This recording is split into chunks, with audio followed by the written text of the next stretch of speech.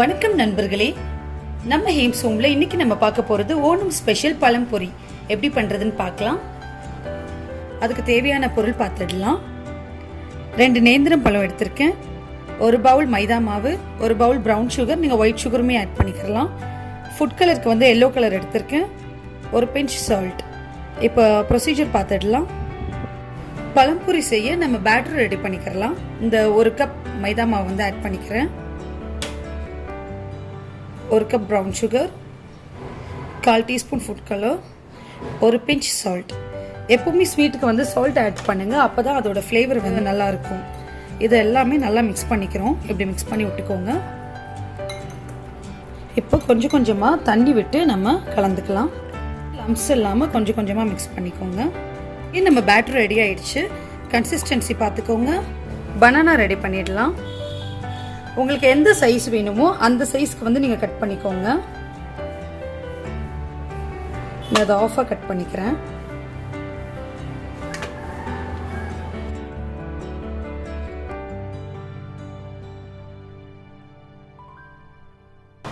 இது பஜ்ஜி மாதிரி தான், இது பஜ்ஜி மாதிரி போடுறது தான். ஸோ உங்களுக்கு என்ன சைஸ் வேணுமோ அதுக்கு ஏற்றாப்புல நீங்கள் கட் பண்ணிக்கோங்க.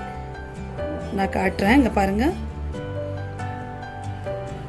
பீஸ் பாருங்க, இந்த மாதிரி பீஸ் போடுறேன்.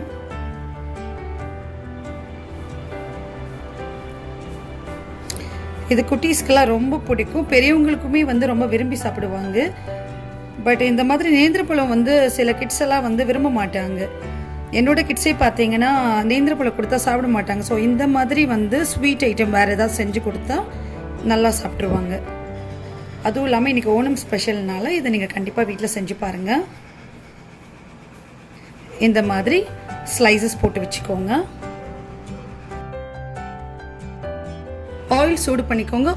ஆயில் சூடாயிடுச்சான்னு செக் பண்ணுறதுக்கு நம்ம ரெடி பண்ணி வச்சுருக்கிற பேட்டரை லைட்டாக அதில் விட்டு பாருங்கள். இதோ பாருங்கள், தெரியுதா? அது மேலே வந்து உப்பி வருது. ஸோ நம்மளுக்கு ஆயில் வந்து இப்போ ரெடி ஆயிடுச்சு.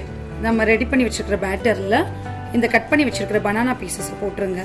நேந்திரப்பழம் இருக்குல்ல, ஆயிலில் இப்படி விட்டு விட்டு எடுக்க வேண்டியது. ஃப்ரை பண்ணும்போது சிம்மிலே வச்சு ஃப்ரை பண்ணுங்க.